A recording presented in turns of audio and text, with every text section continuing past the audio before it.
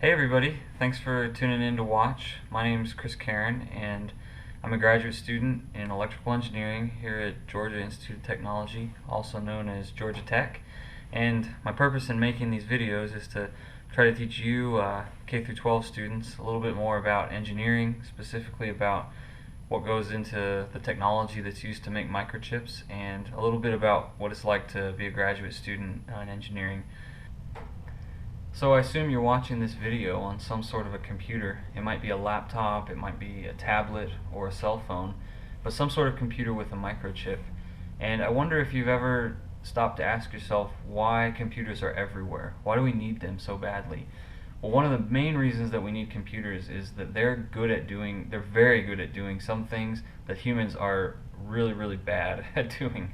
So an example of this is doing complicated math very quickly and accurately. Another example is storing large amounts of text or numerical information. And in some cases, computers can do things that are truly impossible for humans to do alone. So an example of this is GPS navigation or a Skype video call from America to Brazil. Another example might be buying something on Amazon, thousands of miles from where you live. So computers not only do some things better than we can do, they also do some things that are impossible for us to do any other way. So this makes computers very useful to us, and once people realized how useful computers can be, they started to try to make them better and better and more reliable.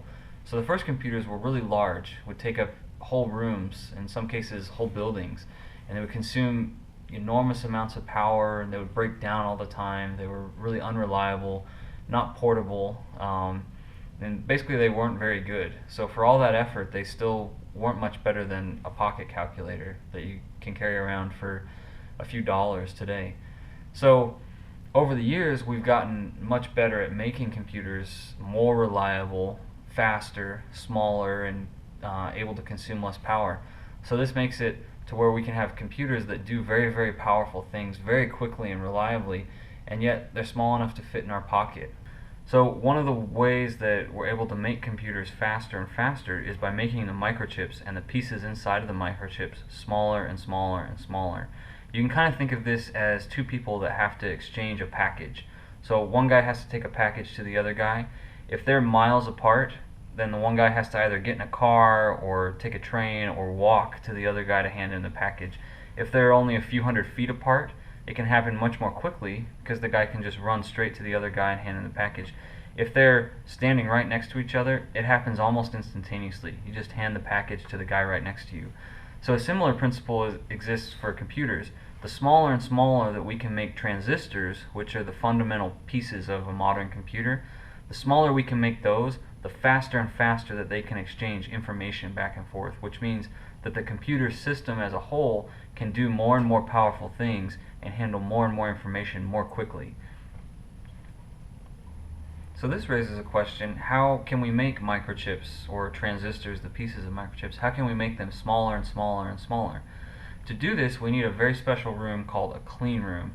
And it's called a clean room because the air inside of the room is very clean. It's been filtered and scrubbed so that there's basically no dust floating around in the air. So the reason this is important is because the pieces on the microchip that we're making are smaller than the dust that's floating around. And so if we have dust in the air where we're working, the dust can damage the very delicate small pieces of the microchip that we're trying to work on. So to make a microchip, a modern microchip where the transistors are extremely small, you need very clean air that takes place inside of a clean room. So you can think of this kind of like construction workers building a road along the side of a mountainside. If there were a big boulder that falls down from the mountainside, if the boulder's small enough, it doesn't really do anything. If it's just a little rock, it will just kind of roll over the road and won't cause any damage. But if it's a really big boulder, it will roll down and it will just, boom, knock a big hole in the road and completely ruin the road so that no cars can drive back and forth on it. So it's a similar idea with transistors and microchips in the clean room. We have lots of little teeny tiny wires going everywhere in the circuits of the microchip, and they're so small that pieces of dust can cause a break in the circuit. They can break or damage the wire on the circuit that we're trying to make. So if there's dust in the air, that will make it so that our circuit won't work. So to make a circuit work and to make a modern microchip, we need to have very clean air in a clean room.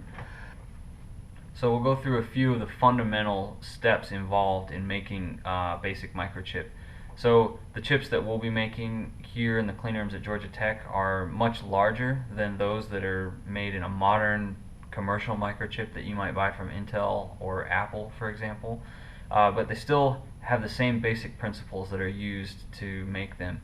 And so we can still learn about the basic ideas of how microchips are made by looking at the research microchips that we make here at Georgia Tech in the clean room.